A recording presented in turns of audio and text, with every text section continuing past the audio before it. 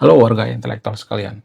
Guys, baru-baru ini ada anti-imigran muslim atau ada demo anti-imigran muslim di Texas, guys. Wow, wow, wow, wow, wow. Gila banget. Nah, yang jadi pertanyaan, kenapa bisa seperti itu? Kenapa seringkali di Amerika atau di negara bagian Amerika itu ada demo anti-Islam? Pada saat demo di Texas ini, ada seorang umat Kristen mengatakan, Texas itu tidak akan bisa, never ever, tidak akan bisa menjadi mayoritas Muslim. Texas itu akan tetap mayoritas beragama Kristen. Wow, luar biasa. Nah, yang jadi pertanyaan, kenapa bisa seperti itu? Apa alasannya? Mohon maaf bagi yang nonton video ini ya, saya tidak berpihak pada agama apapun di sini ya. Saya cuma bertanya ya.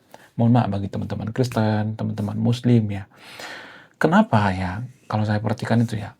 Ini menurut keyakinan Guru Gembul ya. Guru Gembul pernah mengatakan, kenapa umat Muslim itu selalu ada masalah gitu dengan agama lain. Misalnya dengan agama Buddha mereka bermasalah ya, dengan agama Kristen mereka bermasalah ya, dengan agama Hindu mereka bermasalah, di India antara Muslim dengan Hindu bermasalah ya, di Myanmar Buddha dengan uh, Muslim bermasalah ya, kemudian di Eropa antara Kristen dengan Muslim bermasalah ya, kemudian di negara-negara lain juga bermasalah terus gitu, dengan agama lokal bermasalah dan lain sebagainya. Kenapa sih? Kenapa bermasalah? Mohon maaf bagi yang nonton video nih ya, saya tidak memojokkan agama tertentu di sini ya. Saya cuma bertanya, kenapa bisa seperti itu? Kalau misalnya nih ada seseorang misalnya nih ya, seseorang ini misalnya dia tinggal di Eropa bermasalah, dia tinggal di Asia bermasalah, dia tinggal di Konoha bermasalah, kemudian tinggal di India bermasalah, di Antartika bermasalah, di Kutub Utara bermasalah gitu. Nah, yang jadi permasalahan, sebenarnya yang bermasalah itu orangnya atau lingkungannya? Coba saya mau naik sama nonton video, saya tidak menyimpulkan ya. Kalau saya menyimpulkan itu artinya saya berpihak. Kalau ada seseorang itu bermasalah terus gitu ya, dari semua tempat ya, daerah bermasalah terus. Yang bermasalah itu siapa? Orangnya apa lingkungannya? Saya cuma bertanya ya. Silakan tulis di kolom komentar. Siapa sih sebenarnya yang bermasalah?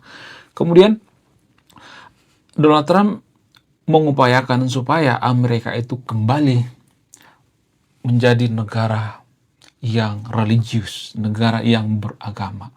Itulah alasannya kenapa Donald Trump itu dia mengatakan supaya umat Kristen itu mengucapkan doa Bapa Kami sebelum masuk sekolah ya, sebelum memulai pelajaran ya, kemudian di kantor-kantor dan sebagainya. Nah, yang jadi pertanyaan, apakah ini ide gila atau tidak? Apakah ini semacam mengusir atau ini semacam anti agama Islam? Bagaimana fakta yang sebenarnya? Kenapa akhir-akhir ini banyak orang demo anti-Islam di Texas? Siapa yang salah? Apakah umat Muslim itu sendiri atau umat Kristen yang ada di Amerika? Bagaimana fakta yang sebenarnya?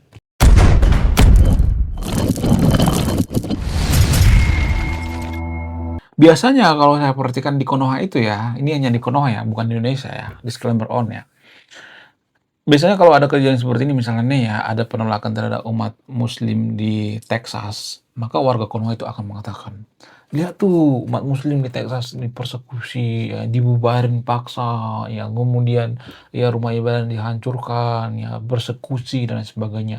Kalau misalnya nih ya ada terjadi sebenarnya di situ seperti itu kan di Texas, maka warga Konoha akan mengatakan, ya kita juga akan melakukan hal yang sama dong dengan umat Kristen yang ada di Konoha. Nah, ini sesat pikir. Ya, ini cacat logika. Kenapa saya mengatakan cacat logika? Karena umat Muslim yang ada di Texas itu imigran. Sekali lagi saya katakan, imigran. Bukan seperti di Konoha. Di Konoha itu umat Kristen itu bukan imigran ya. Umat Kristen yang ada di Konoha itu sudah ada sebelum apa? Sebelum Masehi juga sudah ada gitu ya. Orangnya sudah ada gitu.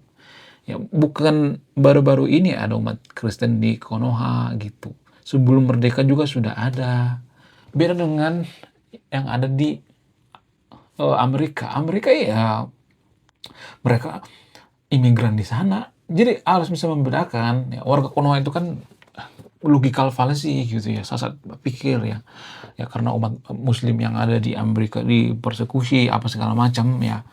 dibubarkan paksa dan sebagainya, maka pelampiasannya itu mereka akan melakukan hal yang sama di Konoha. Makanya di Konoha itu ada kejadian-kejadian seperti ini ya, umat Kristen dipersekusi lah, dibubarkan paksa dan sebagainya, karena ini semacam malas dendam. Mereka nonton video di negara lain, misalnya di India, ya di Eropa dan sebagainya, lalu mereka membalaskan bagi umat Kristen yang ada di Konoha. Ini saya pikir, umat Kristen yang ada di Konoha itu bukan imigran, ya satu negara gitu ya, beda, konteksnya beda. Ini mohon maaf ya, otaknya yang setara gorila nggak bisa membedakan ini ya. Ini yang bikin saya kesal dengan orang yang beragama gitu. Kenapa saya sering bahas agama itu, karena ya kadangkala ya agama itu bikin kita semakin fanatik buta berlebihan ya, mengkafir-kafirkan agama lain, mempersekusi dan sebagainya. Ini yang saya hindari gitu ya, kenapa saya sering bahas agama. Ya kalau umat muslim dipersekusi di luar negeri itu karena mereka imigran, imigran, bukan berasal dari negara itu sendiri. Kalau umat Kristen, ya umat Buddha, Hindu dan sebagainya sudah ada, Hindu sudah ada di India sebelum Masehi gitu. Ya, sebelum merdeka juga sudah ada. Ya umat Kristen juga ada, sudah ada di Ambon, di Papua, di Tanah Batak gitu. Jadi kalau Anda ini ya, kalau lu pada melampiaskan ya misalnya kekesalan terhadap umat Kristen yang ada di Konoha karena umat muslim dipersekusi di luar negeri, maka yang ada perpecahan. Mudah-mudahan jangan terjadi ya perpecahan. Konoha akan pecah-pecah. Ya, akan banyak orang yang minta untuk memerdekakan diri ya. Bukan berarti saya nyuruh ya. Akan banyak. Itu yang susah dipahami oleh warga Konoha ya. Warga Konoha itu berpikirnya itu aduh kacau balau berpikirnya. Nah, yang jadi pertanyaan, benarkah kejadian yang ada di Amerika ini? Bagaimana fakta yang sebenarnya? Jadi biar netral ya, biar saya tidak dikira ngada-ngada, saya nanya sama AI. Kenapa saya nanya sama AI? Karena AI itu netral, dia tidak punya agama, dia tidak mungkin berpihak. Saya pengen yang nonton video ini baik umat Kristen maupun umat Muslim benar-benar netral gitu ya. Apa sih sebenarnya permasalahannya? Bagaimana fakta yang sebenarnya? Langsung saja kita tanya sama Mbak AI. Halo Mbak AI, apakah di Texas ada demo anti-imigran Muslim? Nah, yang jadi pertanyaan, kenapa bisa seperti itu? Apa alasannya? Kenapa akhir-akhir ini di Amerika itu banyak demo anti-imigran Muslim? Apa penyebabnya? Tolong jawab dengan jujur. Wah, memang isu ini cukup kompleks. Di beberapa tempat di Amerika Serikat, terutama di negara bagian seperti Texas, memang pernah ada demo atau protes yang menentang imigran Muslim. Penyebabnya bisa bermacam-macam, mulai dari faktor politik, isu keamanan, hingga persepsi negatif yang berkembang di masyarakat. Kadang-kadang ini juga dipicu oleh kebijakan pemerintah atau peristiwa global tertentu. Tapi tentu saja, setiap kasus punya konteks dan latar belakang yang berbeda. Kalau kamu mau info lebih spesifik, aku bisa cari tahu lebih lanjut juga. Kenapa di Amerika akhir-akhir ini banyak kasus Islamophobia? Apa sebenarnya yang jadi permasalahan? Apakah ini dipicu oleh tradisi dalam beragama itu sendiri? Apakah ini dipicu oleh politik identitas dan lain sebagainya? Tolong jawab dengan jujur. Memang isu Islamofobia di Amerika Serikat itu cukup kompleks. Beberapa faktor yang berperan antara lain adalah peristiwa global menyebabkan munculnya stereotip negatif terhadap Muslim, serta media yang kadang-kadang juga memperkuat narasi tertentu. Selain itu, politik identitas dan dinamika sosial juga mempengaruhi, di mana kelompok-kelompok tertentu memanfaatkan isu ini untuk meraih dukungan politik. Jadi, bukan hanya satu faktor saja, tapi gabungan dari berbagai elemen yang saling terkait. Gue mau nanya jujur ya, tolong jawab dengan jujur ya. Apakah tradisi dalam beragama, apakah ajaran dalam agama itu mempengaruhi intoleransi? Apakah ini ada korelasinya atau tidak? Karena setahu saya, koreksi saya kalau salah ya, setahu saya agama itu kan mengajarkan atau tradisi dalam beragama itu mengatakan bahwa agama kita yang paling benar, agama lain sesat, agama kita yang paling suci, agama lain sesat. Sehingga kadangkala antar umat beragama saling menyesatkan satu sama lain sehingga terjadi yang namanya intoleransi, terjadi persekusi, bubarin paksa dan sebagainya. Apakah ini ada korelasi atau tidak? Tolong jawab dengan jujur ya, dengan tegas. Aku paham banget maksudnya. Memang ada beberapa ajaran atau tradisi dalam agama yang bisa saja menekankan eksklusivitas sehingga menimbulkan rasa superioritas terhadap agama lain. Hal ini bisa memicu intoleransi dan konflik. Namun penting juga diingat bahwa tidak semua ajaran agama seperti itu. Banyak juga agama yang mengajarkan toleransi, perdamaian, dan penghargaan terhadap perbedaan. Jadi memang ada korelasi, tapi juga tergantung pada bagaimana ajaran itu dipahami dan diterapkan oleh para pengikutnya. Intinya ini soal dinamika yang kompleks dan beragam. Oh, berarti ada korelasi ya. Coba jelaskan secara detail dong, apa itu inklusivitas yang lu maksud tadi itu? Betul, ada korelasinya, tapi memang nggak mutlak. Inklusivitas itu maksudnya adalah sikap atau ajaran yang menerima keberagaman dan mengakui bahwa berbagai keyakinan atau tradisi itu punya nilai yang sama. Jadi dalam konteks agama, inklusivitas berarti melihat agama lain bukan sebagai sesuatu yang sesat, tapi sebagai bagian dari keragaman yang saling melengkapi. Sebaliknya, eksklusivitas itu lebih menekankan bahwa agamanya sendiri yang paling benar dan agama lain dianggap kurang benar atau sesat. Nah, inklusivitas ini cenderung mengurangi potensi konflik dan meningkatkan toleransi, sedangkan eksklusivitas bisa memicu ketegangan dan intoleransi. Nah, yang jadi pertanyaan ya, sebenarnya kan eksklusivitas ini kan bersumber daripada ajaran ataupun ayat-ayat ataupun dalil-dalil daripada agama itu sendiri.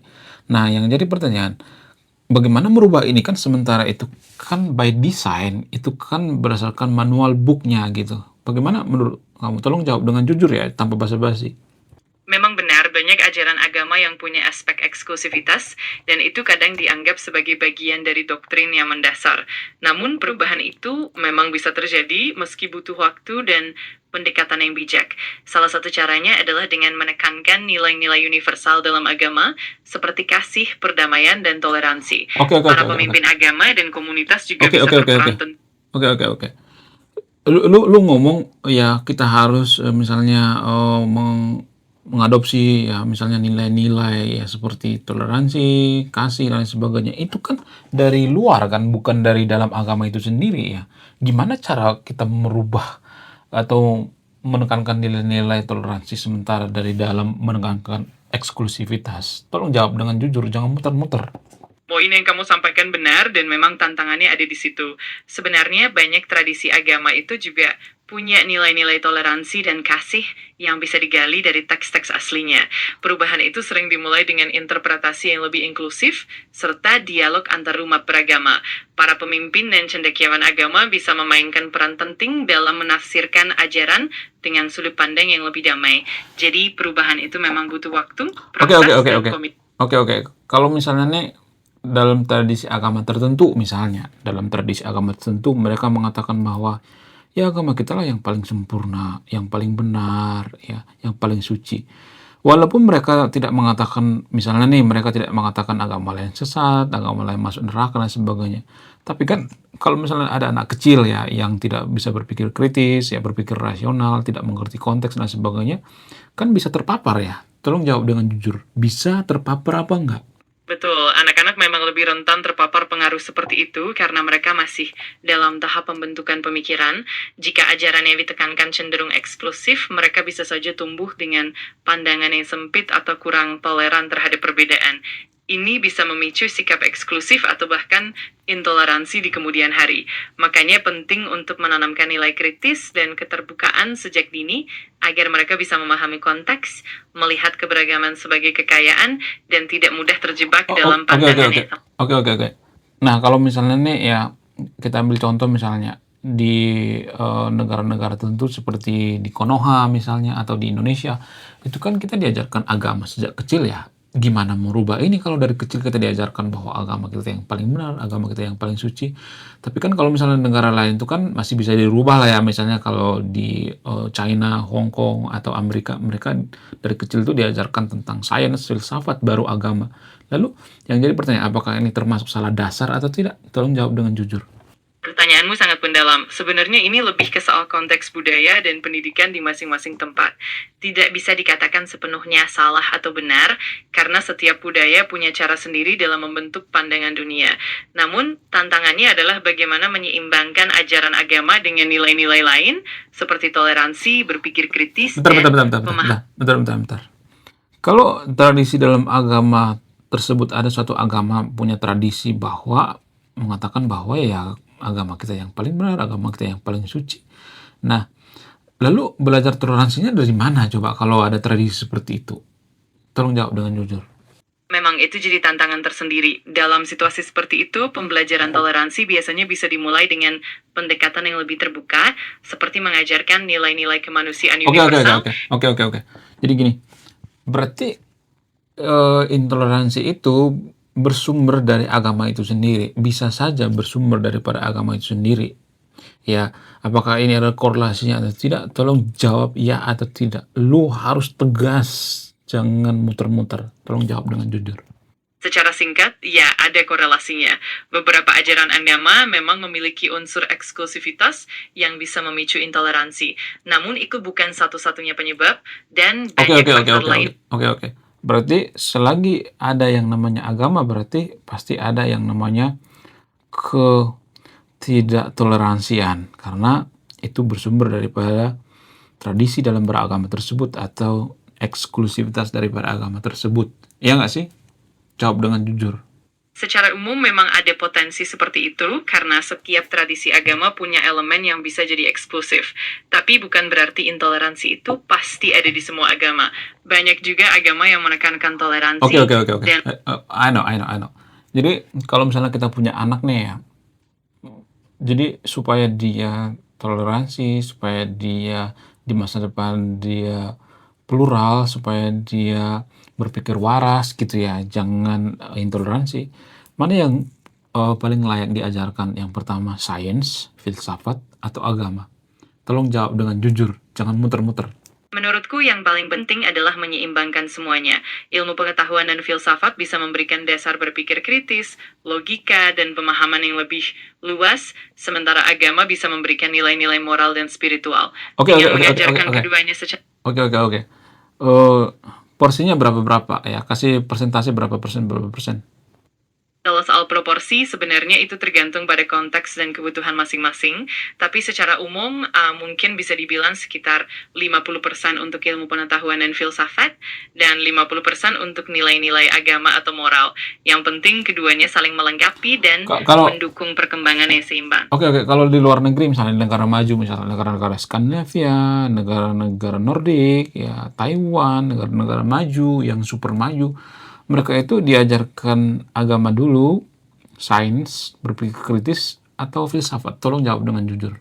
Di negara-negara maju seperti itu, umumnya pendidikan lebih menekankan pada ilmu pengetahuan, sains, dan berpikir kritis sebagai dasar utama. Agama biasanya lebih bersifat pribadi dan opsional, tidak menjadi fokus utama dalam kurikulum formal. Jadi, secara garis besar, mereka lebih mengutamakan sains dan pemikiran kritis terlebih dahulu. Oh, berarti urutannya itu sains, berpikir kritis, etika, baru agama. Terakhir baru agama ya berarti ya? Ya, kurang lebih begitu. Biasanya mereka menempatkan sains dan berpikir kritis sebagai fondasi utama, lalu etika atau nilai-nilai moral dipelajari secara lebih mendalam, dan agama umumnya menjadi aspek yang lebih personal dan tidak menjadi fokus utama dalam pendidikan formal. Wow.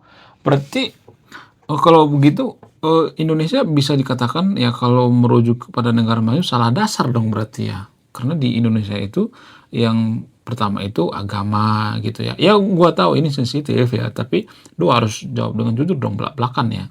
Tolong jawab dengan jujur. Sebenarnya tidak bisa serta-merta dikatakan salah dasar karena setiap negara punya konteks dan nilai-nilai budayanya sendiri.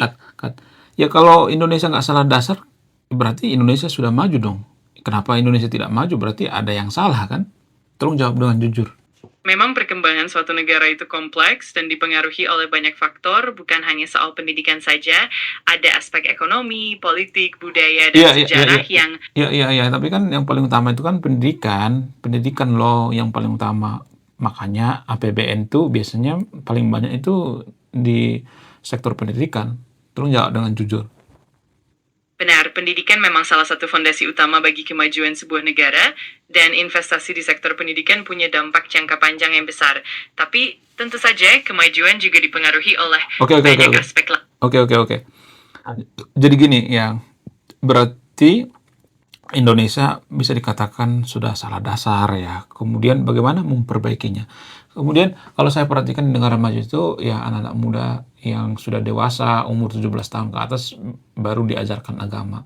Kenapa bisa seperti itu? Apakah alasannya itu supaya tidak terjadi istilah inklusivitas ya, sorry, eksklusivitas dalam beragama atau tidak? Apakah ini yang dihindari atau tidak? Bagaimana fakta yang sebenarnya? Betul, banyak negara maju memang menempatkan pendidikan agama lebih bersifat opsional dan biasanya baru diajarkan secara lebih mendalam saat usia remaja atau dewasa. Ini Hmm? memang bertujuan untuk memastikan bahwa anak-anak sudah punya dasar berpikir kritis dan pemahaman yang lebih luas sebelum mereka memeluk atau mendalami agama dengan lebih dalam. Dengan begitu diharapkan nilai inklusivitas dan toleransi bisa lebih terjaga sekaligus mengurangi potensi eksklusivitas. Jadi ini semacam pendekatan untuk menciptakan keseimbangan dan pemahaman yang lebih matang. Wow, wow, wow. Luar biasa. Oke, ya, gue lagi bikin apa nih? Bikin konten. Lu bisa closing nggak? Tolong closing dong. Siap, bisa banget. Oke, kalau gitu terima kasih banyak udah ngobrol bareng. Semoga kontennya lancar dan bermanfaat. Jangan lupa untuk terus eksplorasi dan tetap semangat ya. Sampai ketemu lagi di konten berikutnya.